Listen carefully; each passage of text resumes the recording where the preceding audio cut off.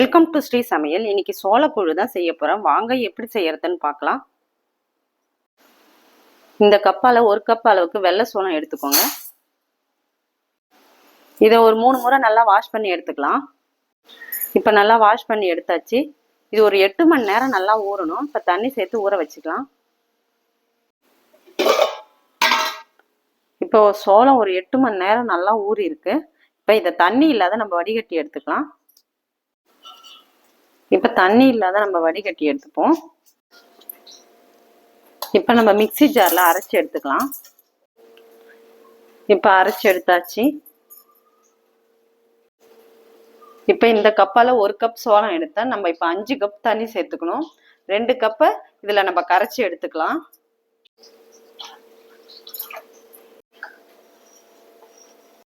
Stove on பண்ணி ஒரு மண் சட்டி எடுத்துக்கோங்க.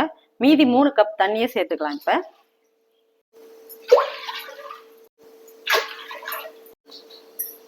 தண்ணி இப்போ நல்லா கொதிச்சு வரணும். அதுக்கப்புறம் பார்க்கலாம். இப்போ ஓப்பன் பண்ணி பார்ப்போம். இப்போ கரைச்சி வச்ச சோள மாவை நம்ம சேர்த்துக்கலாம்.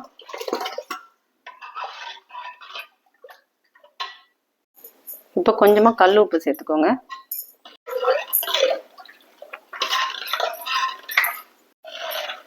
இப்போ சோளம் நல்லா வெந்து வரணும். ஒரு 15 நிமிஷத்துக்கு நம்ம மூடி வச்சிடலாம். இப்போ ஓப்பன் பண்ணி பார்ப்போம். இப்போ சூப்பரான சோளக்கூழு ரெடியாக இருக்குது. ஸ்டவ் ஆஃப் பண்ணிடலாம். இப்போ கூழு நல்லா ஆறி இருக்கு. இப்போ தண்ணி ஊற்றி வச்சிடலாம். நம்ம நைட் ஃபுல்லாக தண்ணியில் அது ஊறி வரட்டும். இப்போ மூடிட்டு காலையில் பார்ப்போம். இப்போ கூழை ஓப்பன் பண்ணி பார்ப்போம். இப்போ தண்ணி ஊற்றி வச்சிருக்கேன். இப்போ நல்லா கரைச்சிப்போம். இப்போ சோளக்கூழை நல்லா கரைச்சி எடுத்தாச்சு. வெங்காயத்தை பொடியாக கட் பண்ணி சேர்த்துக்கோங்க.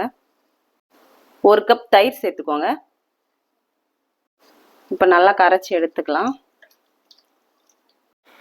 இப்போ வெங்காயம் தயிர்லாம் சேர்த்து நல்லா கரைச்சி எடுத்தாச்சு. இப்போ சூப்பரான சோளக்கூழும் கருவாடு தொக்கும் ரெடியாக இருக்கு பாருங்க. இது மாதிரி நீங்களும் உங்கள் வீட்டில் செஞ்சு பார்த்துட்டு எப்படி இருக்குன்னு கமெண்ட் பண்ணுங்க. இந்த வீடியோ பிடிச்சிருந்தா லைக் பண்ணுங்க, ஷேர் பண்ணுங்க, சப்ஸ்கிரைப் பண்ணுங்க.